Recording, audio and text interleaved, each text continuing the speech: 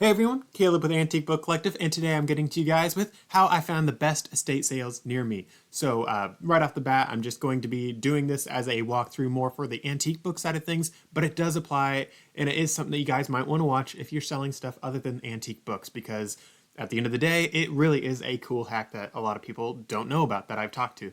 So this, of course, is part of several other videos that I've been making all about this one trip that I did, because this one estate sale buying trip where I went to just two places did so stinking well for me. I thought I'd do a little section on it. So those are all linked down in the description.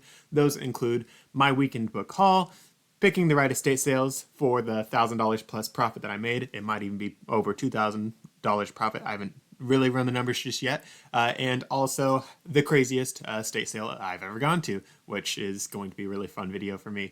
So with all that said and done though, I'm going to dive right on in. This is going to be a screen share, and I hope that it really is enlightening for you guys.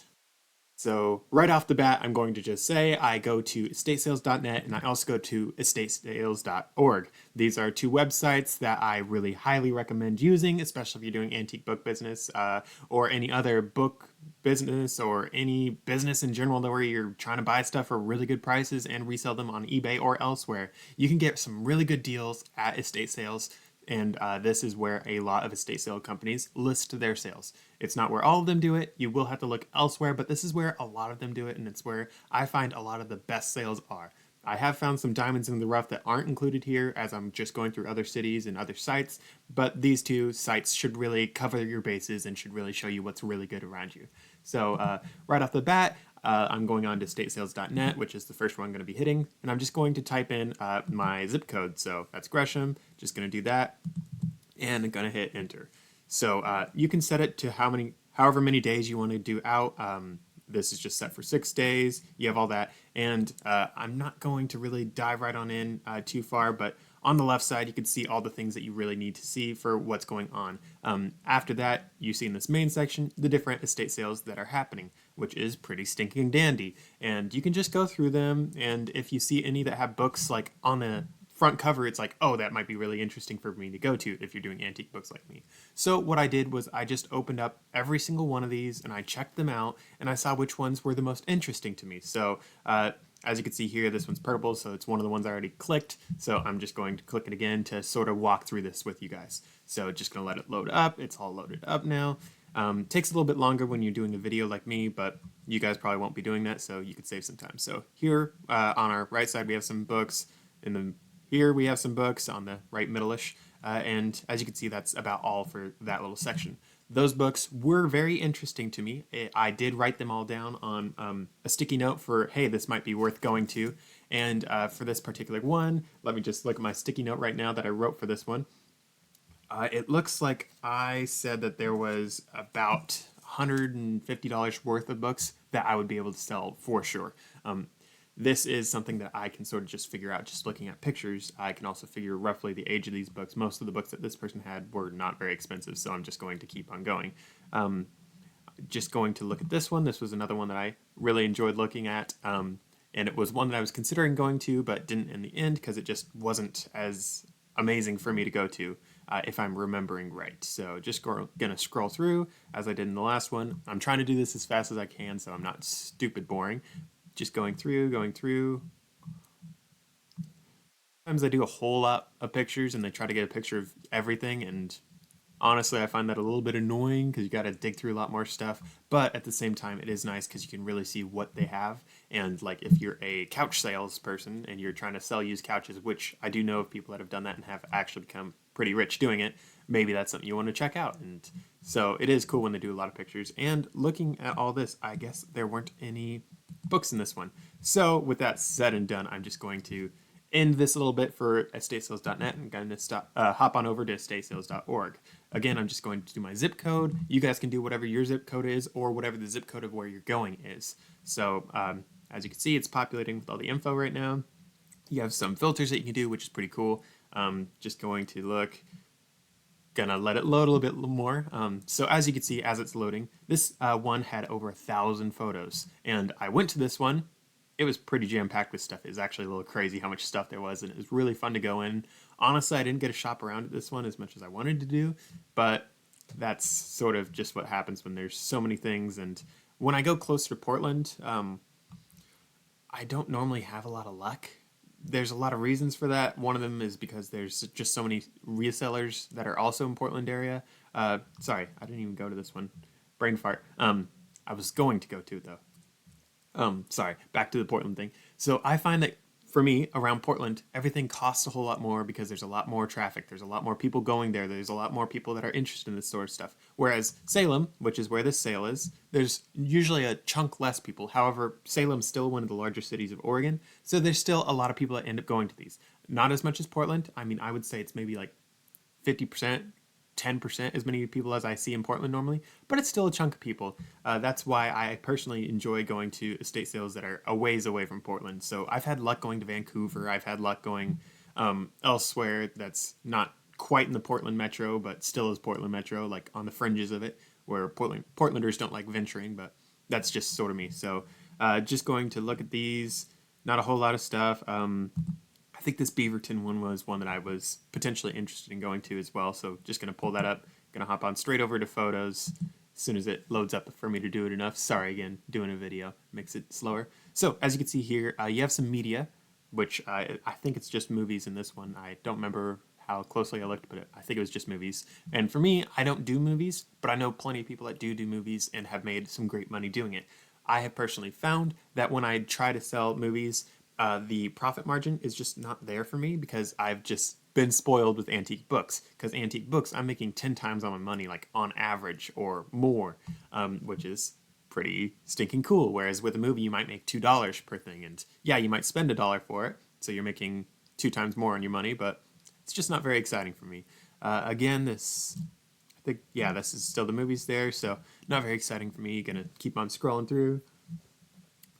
Then we have the books, and this is why this one was actually interesting to me, was because they had sets of books. I'm just going to scroll down a little further because I think there was a couple more books later on in this one. I think it was in someone's closet or something. Do do do. But back to this really quick. I'm just going to walk you guys through what I look for when I'm looking for books, because this was a good example of it. And honestly, I wish I could have gone to this one, but I didn't. And yes, I still have time to go, but I'm not going to because I have to drive through Portland. And remember what I said about Portland, about how it's just so busy, so many people doing it. So there's a good chance that these books might not be there anymore. So right off the bat, what I look for when I'm looking for books in these estate sales is gun stuff. So this clearly says gun, and gun stuff for firearms, that sort of stuff, that really sells well because collectors that love guns, they love gun books too. Like there are a lot of people. We all know a car person who knows everything about cars. They are like, oh, this 1 year of car, they did this, this, and this. There's the same kind of people that like guns and are interested in guns and do everything about guns. So that's definitely something that you guys want to pay attention to, is stuff that really appeals to those nerdier collectors that really love what they're doing. The other thing that we're looking at is this little set of books on the middle-ish top shelf.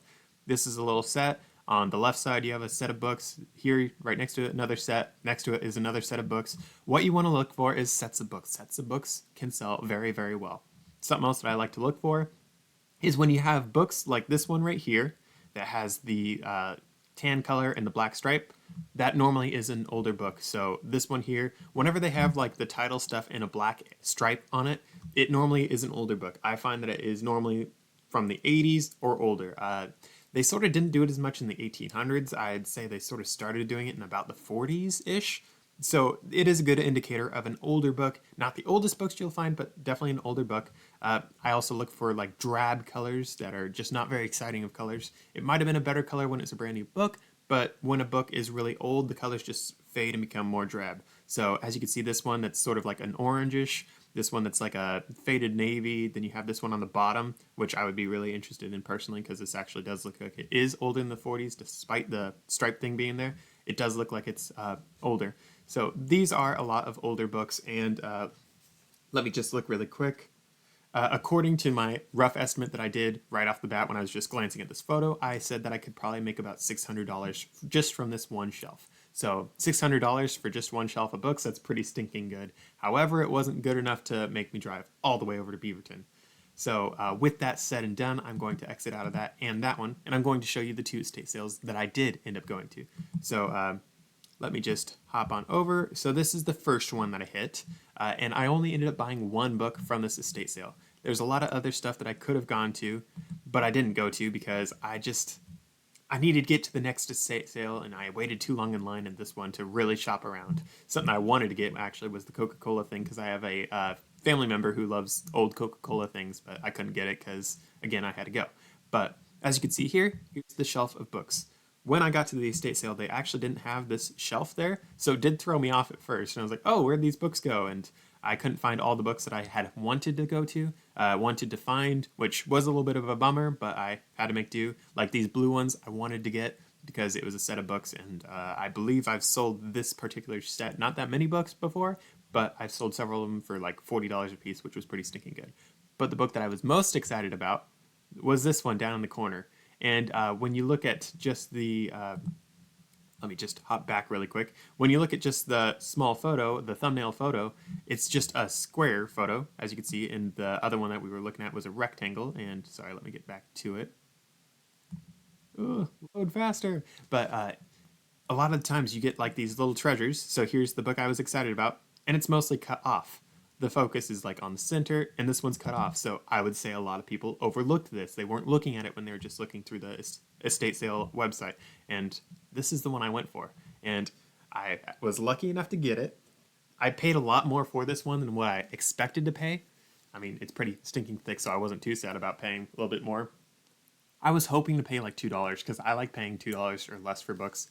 I paid 15. That's the second highest price I've ever paid for any book. It's the highest I've ever paid for a book in an estate sale. But I should be selling it for about $150. And it's from the 1800s, and it's pretty stinking cool looking. It's a little gruesome. It's got blood all over, like in the illustration, not actually real blood. But I thought that was a pretty cool book, and that's actually the entire reason why I went to this estate sale. As I was saying, I was able to look. I zoomed in really close, so just zooming in, and I was like, I think that says Savage World. And then I hopped onto eBay and I typed in Savage World, and that's how I found the rough comp for this book, and that's why I ended up going to this one. It wasn't just that reason though, because I also went to this estate sale because it opened before the main one that I was going to, and it was sort of like on my side of town, so I could loop around and hit this one as I went to the other one. So that's what my plan was, and that's what I did. Again, I wish I could have gotten the other books because $150, it's not really worth it for me to go to an estate sale, especially when I'm paying $15 for the book, because that's $15 plus about $6 for expenses. So I'm only making $130-ish off of this particular book, off of this estate sale of rough profit. And yeah, I know that sounds pretty good. I know that was only like an hour of time, so getting paid $100 and some for 1 hour of my time. That's pretty good, but for me, I can make more money elsewhere sometimes. And I was bummed that I couldn't get the other books like this one here and these because I could have made more money. But again, you just sort of got to stick with what you made and sort of be happy. So with that said and done, I'm going to exit out of this one. And I'm going to show you guys the one that I made my most money on. And I'm going to be talking about more in the next video in this section, which is, let me just pull the actual name I'm going to be doing it. This video is going to be the craziest estate sale ever, one of my best. That's going to be the title of the video. Again, that's linked in the description. If you'd like to watch that and other videos that I make, you can subscribe below. I'd really love it if you guys could do that. But yeah, this is the estate sale that I had a whole lot of fun at. As you can see, it was open Saturday and Sunday. I hit it on Saturday opening day. I was actually waiting in line. I'll talk more about that in the actual video, but it was pretty stinking crazy. Like, I've never seen something like that before. It was absolutely amazing. But long story short, I went to this one. I was really excited about it because of all the pictures that they had. So I'm just going to scroll on down to the pictures. So first off, let me just say, people that like fairy tale stuff, so if you see like anything fairy tale-ish, you should like right off the bat be excited about what's there because it's going to be collectible stuff. I don't know why, but fairy tale people just tend to be like better collectors. Like the stuff they collect tends to have pretty good value. I don't know why. That's just sort of how it works. But yeah, old sewing machine, that's another thing that I personally like to look for when I'm hitting estate sales, because the old sewing machine means this person was a older person and they were a craftier person, and those particular people tend to collect really cool things as well. And this shelf right here is why I went to this estate sale. It wasn't the main reason, like it wasn't like 190% the reason, But it was the reason why I went to this one, and I was really, really, really hopeful about getting to this shelf. And I didn't get it. I didn't get any of these books. I was devastated because someone else got in before me. Part of that was my own fault because I didn't go straight to this shelf. And the reason why I didn't go straight to it was because I knew that when I got in, because there were so many people, I mean, there was over 200 people in line when I got there. So I knew that there was a lot of other competition. So I sort of was like, well, I gotta get what I can get. So I stopped at the first bookshelf I could find, and I started grabbing all the books I could that were worth the money. So here's another shelf that I checked out. This one I only found like 2 books that were worth it. I wasn't very excited about that one. Here's another shelf. Actually, this is the bottom half of this shelf here. I only got a couple from that too. Nothing very exciting.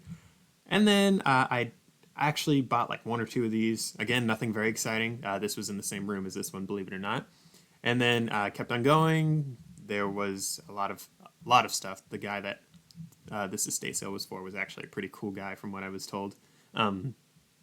But all those books weren't why I went here. I went here because of these books. And let's see if they actually have it photoed. Here we go. Here is the main reason why I went to this estate sale. So when I go to any sale, I am looking for the volume of books. Like, how many books does this person have? And on top of that, I am looking for the antique books. As I talked earlier, I look for like the drab colors, the colors that look like they're older books. And as you can see in the top corner, there are some older ones here. And there's quite a few books, and it's pretty good. And this literally was like, let me just think. I think it was like 8 shelves wide or something like that of just these amazing books that this person had. I mean, it was pretty stinking cool. And most of my time I actually spent at this one shelf. I don't know why, but this one shelf had like all the books for me.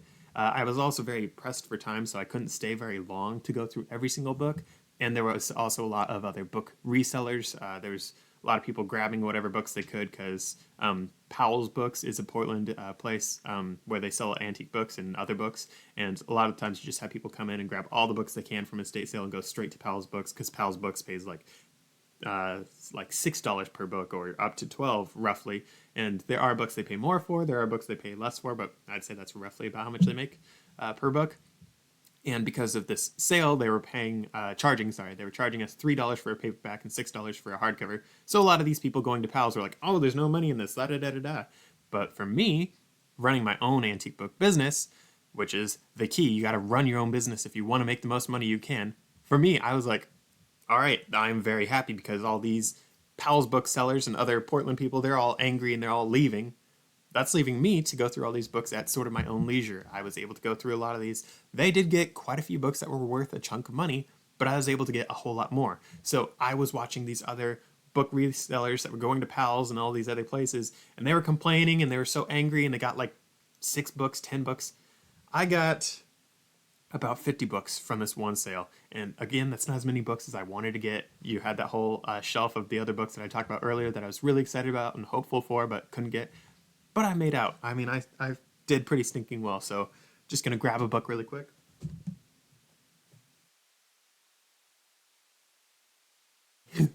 So there's actually a third book in this set, but this is some Civil War books. Just about the Civil War. Nothing very exciting, except for if you are an antique bookseller like me, you know Civil War stuff sells very, very well. Gonna put it down. Civil War stuff, there are a lot of collectors that love Civil War memorabilia, all that sort of stuff. And there's a lot of reasons for it. It's not just because they're like white supremacists or whatever. It's because the Civil War was a really integral war and it changed history in a lot of ways. So it was a really cool war. And there's a lot of history that just happened because of this one war. So that's a big thing. So if you find a guy that you can tell is a bit of a history nut, like I just looked at this shelf and I knew this guy was a history nut because I could recognize a couple of the books. I could read a couple of the titles and I was like, oh, this guy's a history nerd. And later I found out that this guy was also an anthropologist, which means he like does all that sort of stuff, which means that he is not just a history nerd, but he has like specific job related books on these things, which actually increases the value of his sale even more. So that's all that stuff. I'm just going to end the screen share really quick to just talk to you guys a little bit more. And I'm back and I'm big again. And I just wanted to finish off by telling you guys that it really does matter when you can check out these estate sales before you get there. I mean, it's sort of like generals during a war. If you get to scout out the battlefield, if you want to scout out the enemy's position before you get to this particular fight, and this isn't just because I'm talking Civil War stuff a little bit earlier, but this is just like in general, if you guys can get scouting reports, if you can know what's there before you get there, you can do so much better. wars are won and lost by proper planning. And when you can plan properly for your estate sales and all your other stuff that you pick up, you can succeed in huge ways. A lot of the people that I talked to while I was waiting in line, I rarely ever wait in line for estate sales, but I did for this one because I knew it was going to be so good. But a lot of the people I was waiting in line for, they're like, oh yeah, I just went to this one because I've gone to other estate sales by this company. I went to this one because I heard something. Very few of them actually checked out all the pictures. And those that did, they were talking and they're like, oh yeah, I looked at a couple of them and I didn't look very much because I didn't want to get attached. It's okay to get attached to books because, like, just think about the one I showed you earlier, the Savage World one.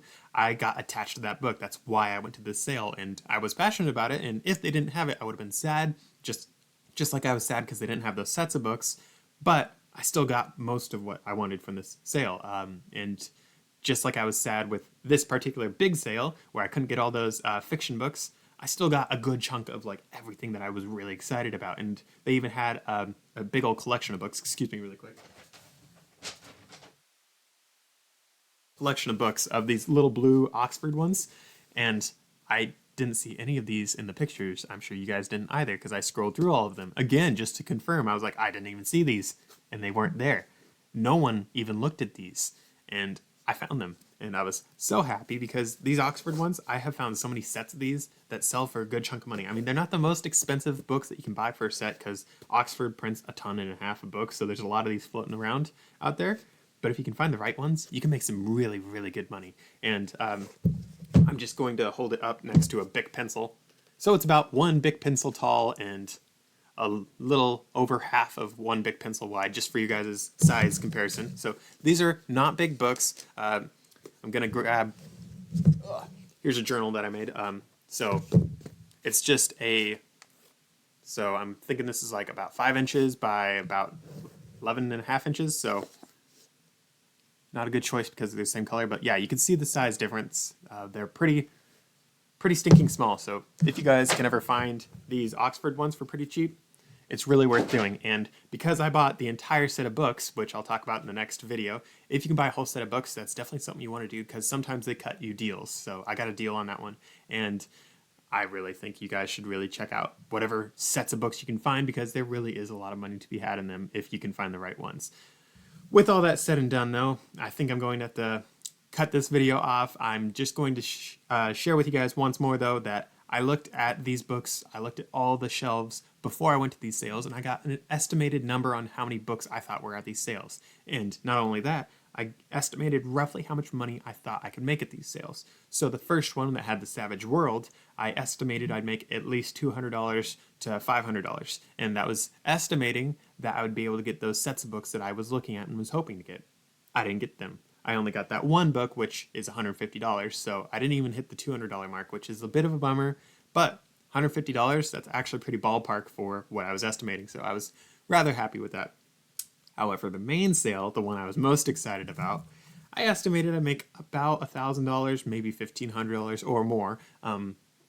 And I showed up. I didn't get the fiction books that I really wanted on that one shelf, and I was bummed about that. But because I was able to stop at the first shelf that I found and get all the books that I could at that first shelf, I was still able to get at least $1,000 worth of books from this one sale. And it was a pretty stinking cool sale, and I stinking loved it. And I really hope that you guys can check out the video that I talk about this sale more and the other videos in this little section in the description below, because I was really excited about this entire weekend. I really did well, and I am pretty sure that you guys would be pretty ecstatic if you could have a weekend like mine. And as I said in the last video, if you can have enough good weekends like I just had, you can make $50K or more in a year. Easy cheesy, just going to estate sales over a weekend. And if you work weekdays, if you go to Friends of the Library sales, trust me, Friends of the Library sales are the best thing in the world. If you can go to those too, you can multiply your income even further. And if you can get a couple days off during the middle of the week, you can hit Goodwill Outlet. And Goodwill Outlet is where I've gotten some of my best books. And the prices are really good at Goodwill Outlet. I paid $2.29 for a hardcover, which is about a third of what I paid at this big estate sale. And $2.29, I found one book.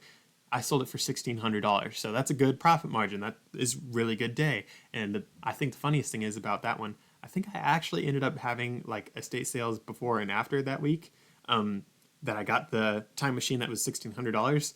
So I think that particular week I probably had like 6 grand worth of books that I brought in and was selling. So that was pretty stinking cool. That was a really good week. And again, if you can have enough good weeks like that, you can make 6 figures potentially. I have not personally hit 6 figures, and I'm probably not ever going to hit $1 million in a year, but it definitely is a good side hustle sort of hobby sort of thing that can make you some really good money. So I hope to see you guys checking out some more antique book videos that I have.